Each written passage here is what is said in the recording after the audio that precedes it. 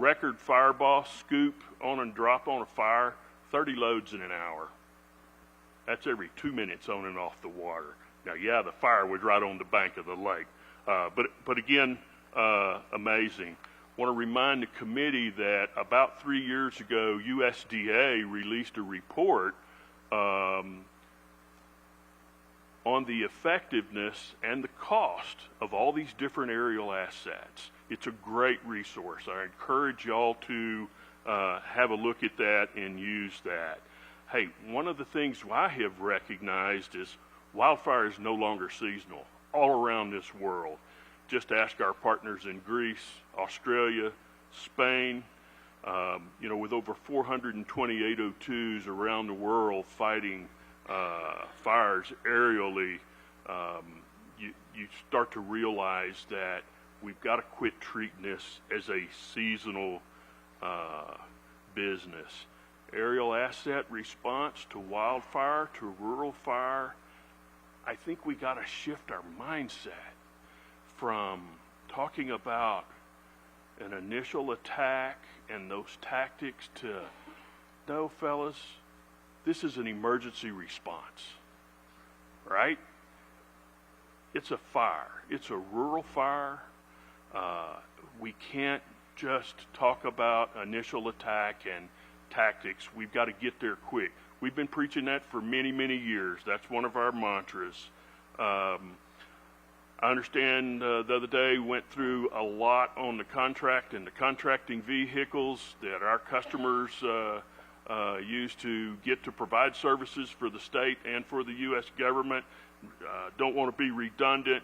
I'm looking forward to reading the committee's report, because when you guys figure that out, I've been trying to do that for 20 years. So looking forward to that to see. There's also a U.S. Congress Wildland Firefighting Commission report that was released last year, I think. A lot of the very similar issues that I've heard talked about yesterday and today in this committee are addressed in that report. I think you'll find that there are a lot of parallels there. Back to emergency response. Firefighters Association, and I can't remember which one, statistics have shown that if a fire truck arrives at a structure fire within 6 minutes, it's likely to save that structure and nobody's going to get hurt. If that response is more than 6 minutes, they might lose that building. The state of Washington has shown that if, from data they've collected over the past 2 years, if an airplane gets to a rural fire within the first 30 minutes of the first call, it's likely that's not going to be a big fire.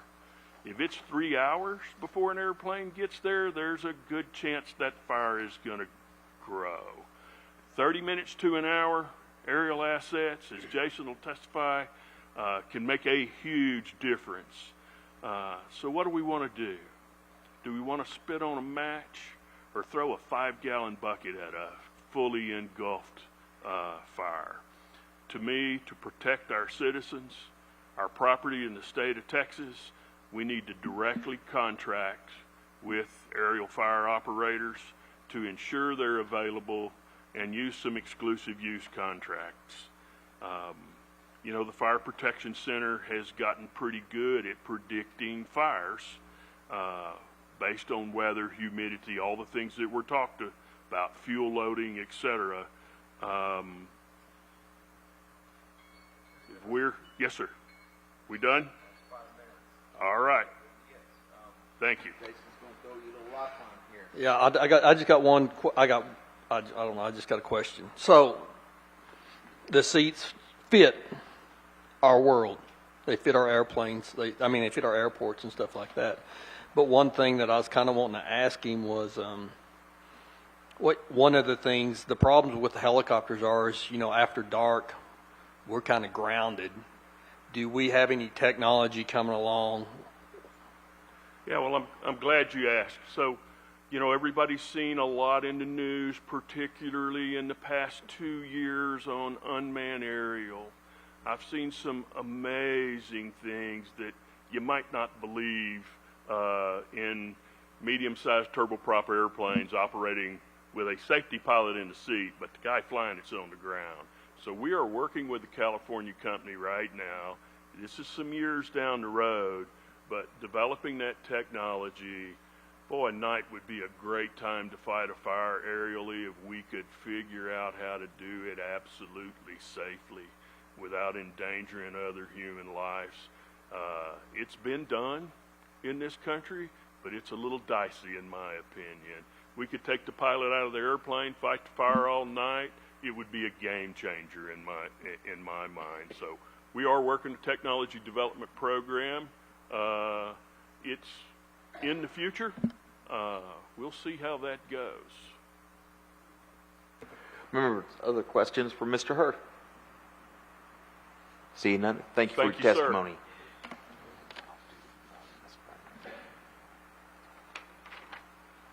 All right. Chair calls Senator Brainerd. Ms. Brainerd, you have 5 minutes. Please proceed. It's Cena, like you've Cena, seen enough of me. Sorry. Well, first I would like to thank the committee for having these hearings, and I'd also like to thank Xcel for coming and taking responsibility for what they did to my property. I own property up and down the Canadian River. I will not apologize for being born into the family I've been born into. I own in Hutchinson and Roberts County. I own in Lipscomb County, and I also own in Hemphill County. I'm a little bit concerned because we've been talking about prescribed burns concerning municipalities. Owning a ranch that is on the outskirts of Canadian. It is a ranch. It is not a part of that municipality. I want to make sure that the private property rights of ranchers and other property owners are protected. Also, we own property right outside of the city of Pampa. I am continuously given grief by the neighbors. Your grass is high. Well, it's 110 acres. It's not a front lawn to be mowed and mowed.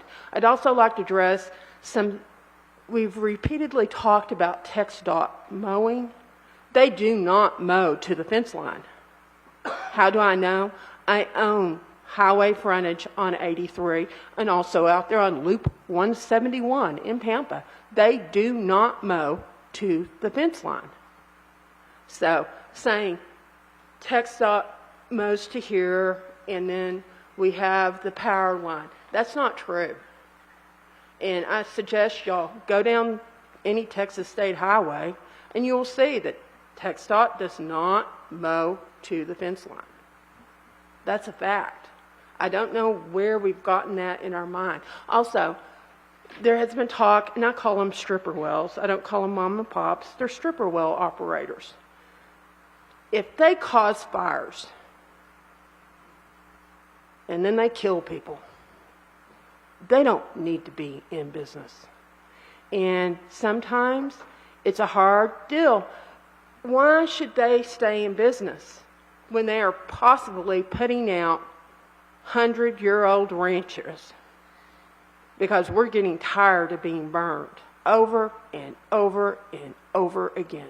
And we have always been fortunate, and I will not apologize for that either, that we did not lose our 100-year-old commercial Hereford or our horses. When is enough enough? The Railroad Commission, they need to get out there and they need to start inspecting. I am not on the payroll of the state of Texas. I'm not paid. I don't have your insurance, and I do not have y'all's retirement. It is their job to inspect, enforce, and make these people comply. Thank you. Thank you very much for your testimony. Members, are there questions, Ms. Brainerd? Thank you very much.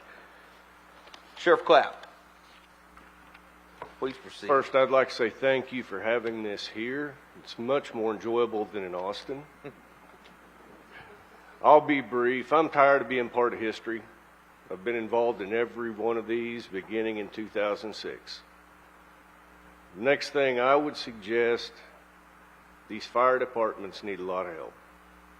I was on the Miami Fire Department from 97 to 02. I know what they're dealing with. Once I got into law enforcement, if they're out there, we're out there. I've seen them operating with broken drive shafts, no brakes, all manner of broken equipment. There's no quitting these guys. Now, no brakes and they're still fighting the head of the fire or close to it.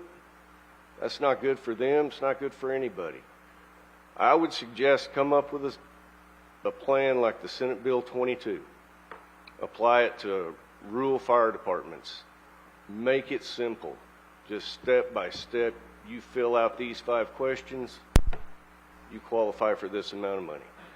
Just real simple. If it could be based on that, I think that would be a big help for them. Thank you. Thank you, Sheriff Clapp.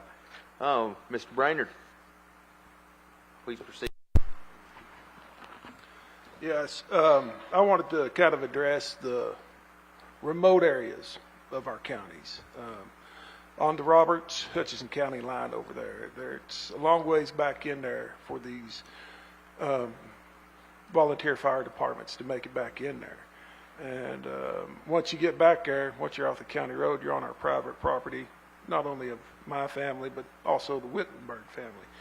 And getting back in there once they're there, that's really rough country and sandy. And once you're on the Canadian River, it's all sand, sagebrush.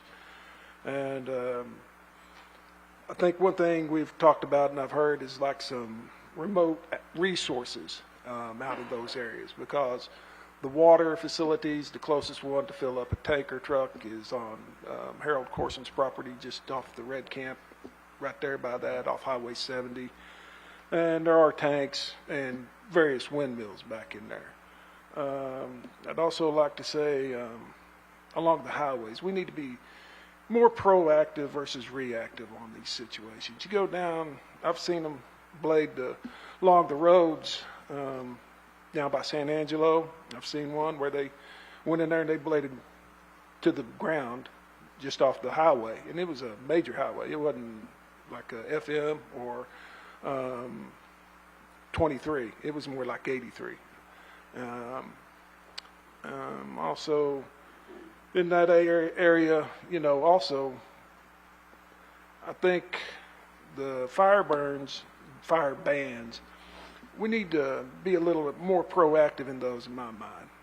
That keeps various individuals from being out there doing whatever they're trying to do, weld, whatever. They have to have safety guards in place, and that protects us as well as them. I would like to once again thank y'all for putting this together, bringing it here for us to be able to put forth our views and listen and be able to hear it. And it's been an awful lot of good information, I think. And I do want to thank my neighbors from the turkey tracks.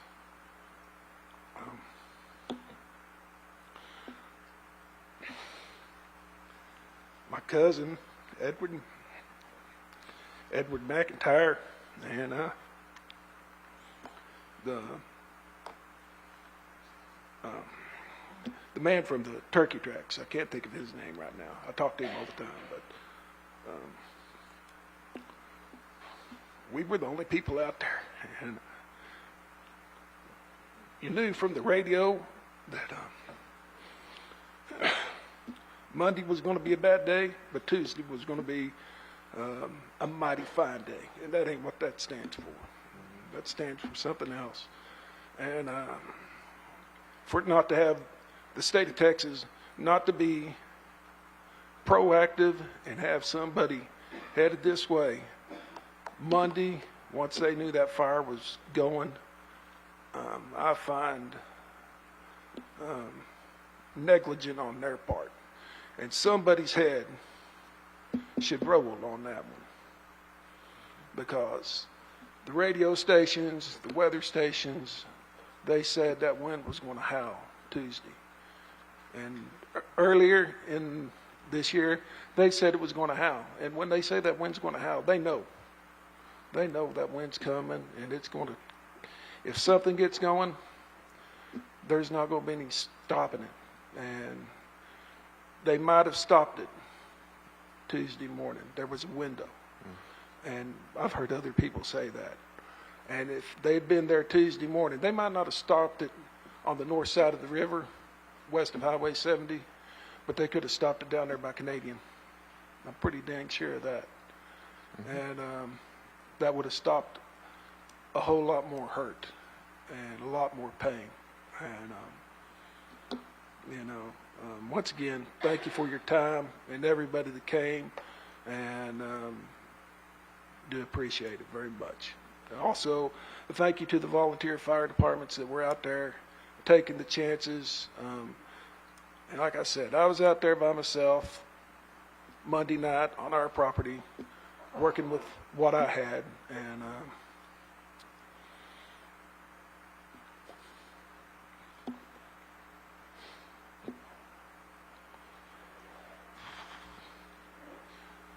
Thank you, Mr. Brainerd. yeah. I appreciate you guys coming and testifying. Is there anyone else here that wishes to testify before this committee?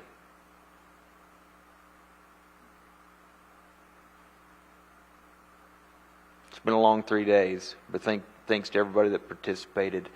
That concludes our hearings for the investigative committee on the Panhandle wildfires. Members, do you have any closing comments you'd like to make about these proceedings or anything else? Well, I'll just say this. In conclusion to the last 3 days, I've had a lot of you residents tell me thank you for bringing these hearings here instead of doing it in Austin. Well, that was never an option for me, because the kind of testimony we needed to hear and the state of Texas needed to hear can't come from Austin, Texas. It needed to come from you. And you've all done a bang-up job.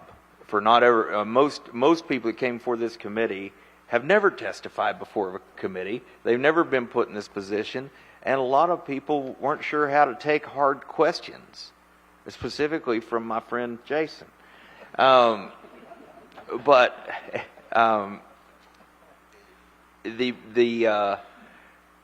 Given the emotional state the citizens of the Panhandle have been in, I think I couldn't be more proud than to consider myself a Panhandle resident. This went off extremely well. I honestly thought when we started this project we'd go till midnight every night just to get through it, because of the emotional involvement. But one thing I love about the Panhandle folks, you're short, sweet, to the point, and we don't mince words up here. We tell it like we see it, and if you don't like it, you can get over your feelings, because we're not changing. So, but before I quit, I do want to say a special thank you to not only my staff, Megan, my committee clerk, Cheryl, my chief staff, Cinda. I don't know where Cinda's at. Cinda's my district director, and a lot of you in Pampa know Cinda. Our district office is here in Pampa, but also Todd Hunter's staff. There's Angie. Whereas, and Dustin, do you have still a page here? Here. Oh, Matt Crow. Page is here till noon. Do what? Page just left. Page left. Well, we have Matt Crow. Where's Matt? There's Matt. Matt helped a lot with the media, and stuff that we couldn't. It was a big effort. Is my point, to get all this up here. I want to thank MK Brown and what you guys did to set this up in a short amount of time. This was the perfect facility. Had plenty of room. Where's Tracy? Well, that lady right there went above and beyond to make this happen. This isn't something. This is the first time I've ever been involved in this, and the people that helped out. The list is enormous, but I almost forgot Wendy Cook. I can't forget Wendy Cook. She when we were trying to get get this put together, I needed somebody on the ground that's a resident that knows the citizenry up here. And I called Wendy and I said, hey, can you be our investigator on the ground? Can you help put this together? And she didn't hesitate. With everything she has going on, it was great. So Jeremy Young and his team, Jeremy is a Hemphill County native. He's a lawyer in Amarillo, and he is helping to write this legislative report. And last but not least, I certainly want to thank Margot Cardwell. There's Margot. Margot works in Speaker Dade Phelan's office, and she has been incredibly helpful in getting this set up, getting the proclamation out from the Speaker's office, and helping us get through the constitutional issues we had in moving the hearing here. And I want to thank the governor's staff for coming and participating. Governor Abbott has been more than supportive of our efforts up here, and if we're going to accomplish anything, governor's a pretty important piece of that. So I want to thank him as well. And lastly, I do want to thank Speaker Dade Phelan. He didn't wait 5 minutes when I called and said, can we do this hearing? It's that important. You know what he recognized is this isn't a Panhandle problem. This is a statewide problem. We've talked about it over and over, and the loss of cattle, the loss of ranches, and the recovery over years doesn't just affect the top 26 counties in the Panhandle. This is going to be statewide, nationwide, and frankly worldwide before this is over, and the untold costs are not only real, they're astronomical. So I know there's more people I should recognize, but we've been here 3 days, and if I missed you, I do apologize, but I appreciate everybody's contribution to these hearings. And members of this committee, our work's just starting. We have a playbook now that we're going to write based on what you told us. A playbook's going to get written, and we're going to take it to the legislature in January and be prepared to represent you when we get there. So once again, thanks to all of you that contributed, and the investigative committee on the Panhandle wildfires stands adjourned. Subject call to the chair. Hey, hell of a job. You really did. We'll be back. I don't think you could have gone better. Get us by soon. I mean that. I mean, you handled it. Hell, you were the statesman up here, keeping Todd and I involved in life. Let me know what you want us to do. I appreciate you. Yeah, let me know next. I will. Thank you.